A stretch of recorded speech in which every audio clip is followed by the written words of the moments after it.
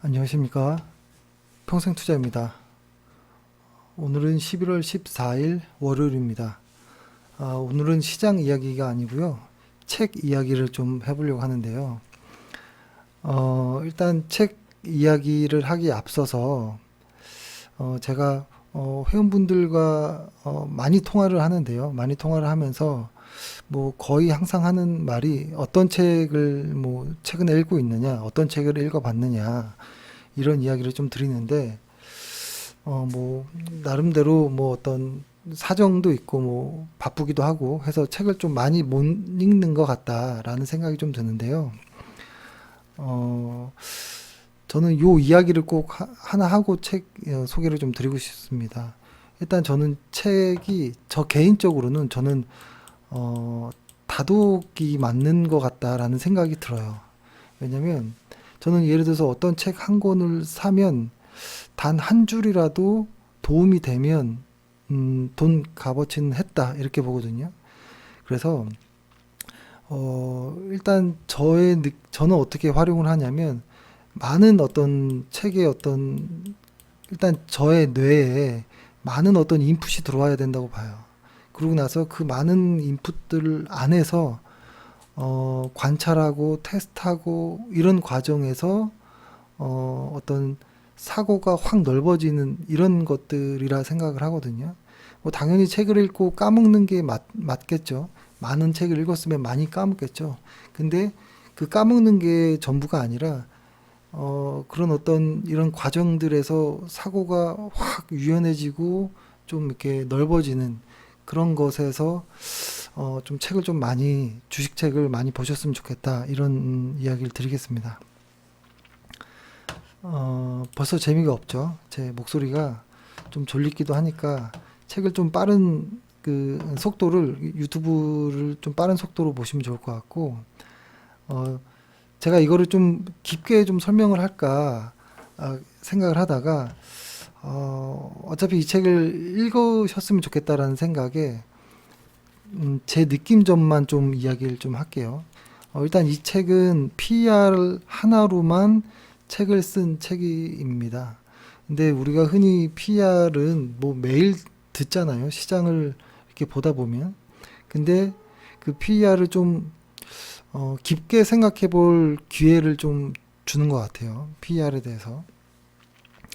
뭐 이 책에서도 다양한 이야기가 나옵니다. 그 산업조정 PER이라든지 시점별 PER을 비교한다든지 순이익은 못 믿겠어. 영업이익을 활용한 PER이라든지 뭐 다양한 PER이 나오죠. 그리고 우리가 많이 알고 있는 뭐 어떤 패그라든지 이것이 이런 것들에 대한 다양한 어떤 PER에 대한 고민과 한계점 뭐 이런 것들이 나오고요.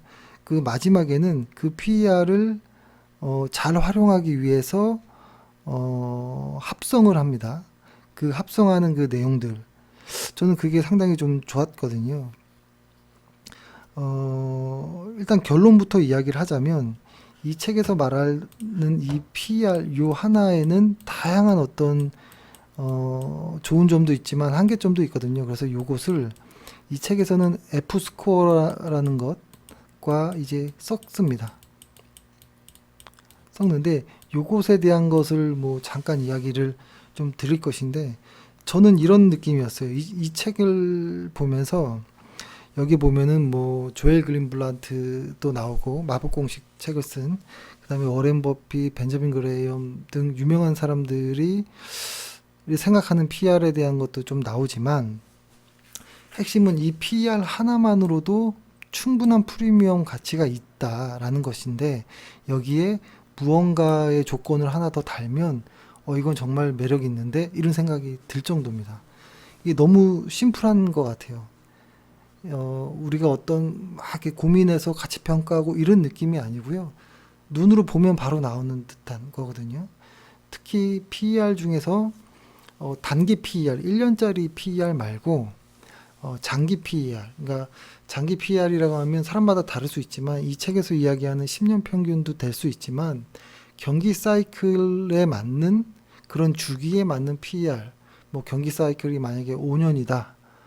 그 어떤 산업에 5년 정도 사이클을 타는 것 같다라고 하면 5년 정도의 PER 정도를 최소한 좀 보는 게 어떨까 이런 생각도 들고요.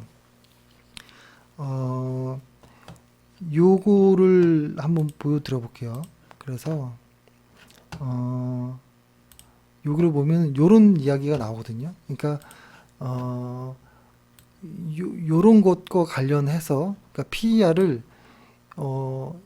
PER을 이제 PER을 합성하는데 요런 것들과 함께 보면 훨씬 좀 도움이 된다 이런 내용인데요. 여기 보면 내용은 이렇습니다. 크게 보면 세 가지입니다. 수익성의 지표들, 재무 건전성에 관련된 지표들, 효율성에 관련된 지표들. 참고로 저도 역시 이것들을 다 봅니다.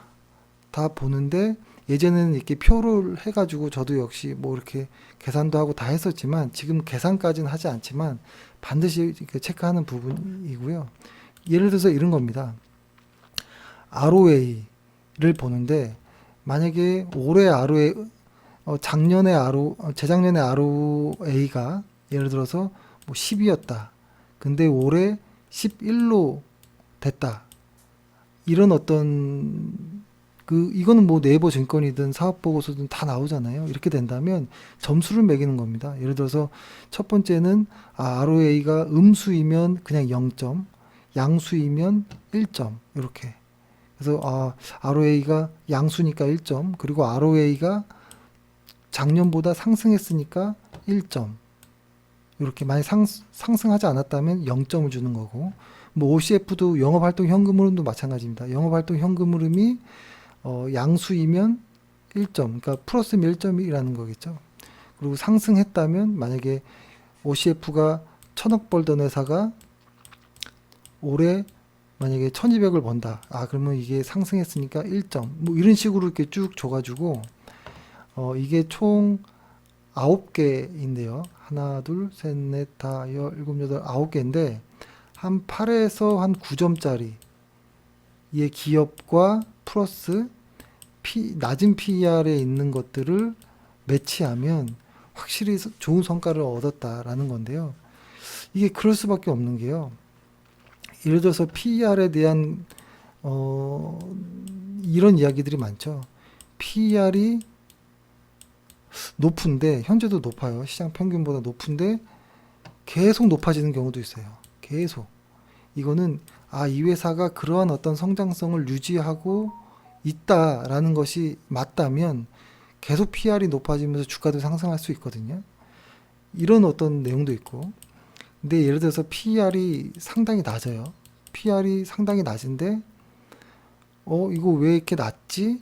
무슨 이유가 있나? 라고 무언가를 확인하는 과정이 필요하다는 거거든요. 그리고 만약에 PR도 높다라고 했을 때 플러스 어떤 이유가 있는지 뭐 확인해봐야 되는 이런 케이스도 있는데 이런 것 때문에 PR이 낮은 게 좋은지 뭐 높은 게 좋은 건지 이 사람마다 이게 다른 견해를 갖거든요. 근데 이 책에서는 요 아래 것에 대한 이야기를 좀 많이 하는 것이죠. 그러니까 만약에 PR이 낮은데 그 낮은 이유가 쭉 봤더니 장기성 부채가 너무 많이 늘었고 뭐 발행 주식 수도 늘었고 유동 비율도 너무 많이 안 좋아지고 뭐 이런 것들을 참고해서 그리고 뭐 효율성의 측면에서 자산 회전율도 안 좋아지고 뭐 매출 총익도 떨어지는 뭐 이런 것들 그리고 실제로 순이익이 아닌 영업활동 현금 흐름도 나쁘고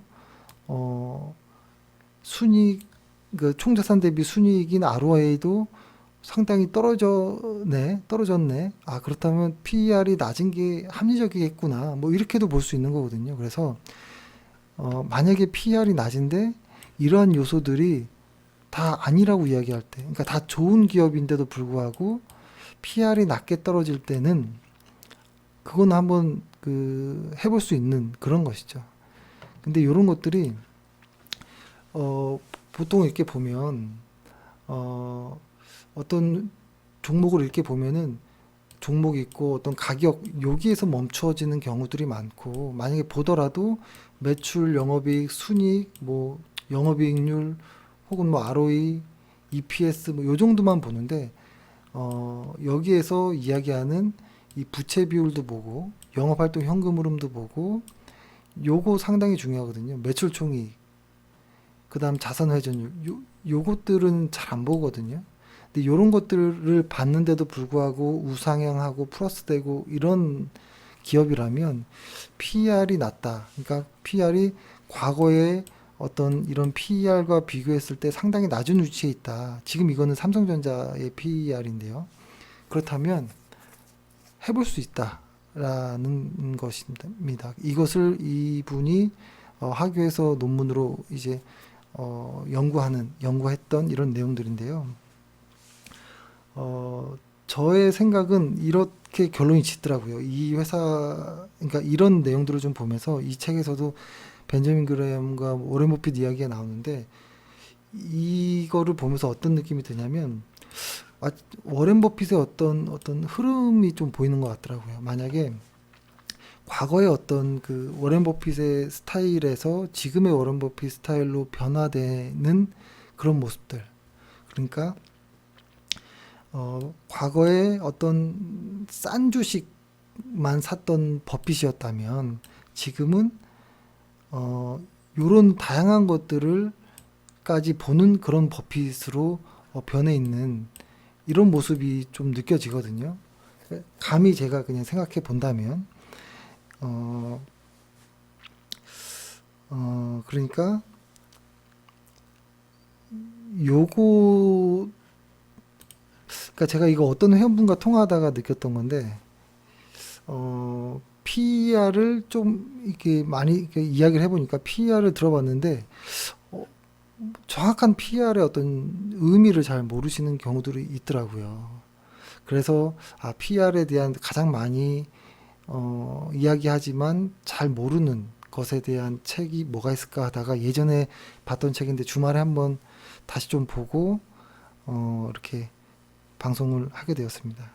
근데 뭐 PR 하면 뭐 미래 PR을 미래의 어떤 실적을 기준에 넣을 거냐 혹은 현재 혹은 과거의 것만 넣을 거냐 요런 것에 따라서도 좀 달라지긴 하는데요. 최근에는 이 미래의 그러니까 증권사 추정치에 대한 어떤 PER을 조금 많이 보기 때문에 현재 실적과 과거의 어떤 실적으로만 확정 실적으로만 사용하는 이 PER은 사람들이 이제 잘 안 보는 경향이 있습니다. 그리고 이거는 포워드 PER, 미래 PER은 를 많이 보는데요. 저는 여전히 이 확정 PER이 좀 더 가장 강력한 무기인 것 같아요. 왜냐하면 더 보수적이거든요. 그리고 이 PER을 좀 더 장기적인 PER의 관점에서 실적과 대비 이렇게 주가를 이렇게 맞춰보는 그게 좀 더 강력한 것 같다라는 생각이 듭니다. 요 미래 PER은 상당히 어렵습니다. 어렵고 틀리고 엉망일 때가 많아요. 그러니까 그 단점 중에 하나가 이런 것들도 있죠. 예를 들어서 어떤 주가가 10,000원짜리가 있는데요. 이 주가는 떨어져 봤자 0원 아래로 떨어지진 않죠. 마이너스 1,000원 이렇게 되는 주가는 없잖아요. 근데 이 순이익이라는 것은 뭐 예를 들어서 1,000억 벌던 회사가 마이너스 100억 벌 수도 있거든요. 그렇죠?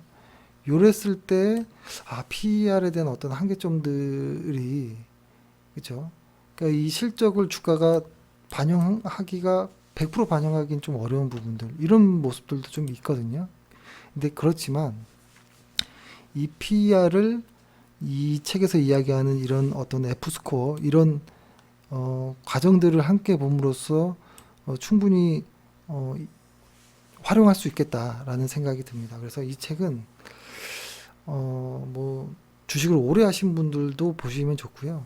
주식을 처음 접하는 분들도 보면 좋습니다. 근데 다만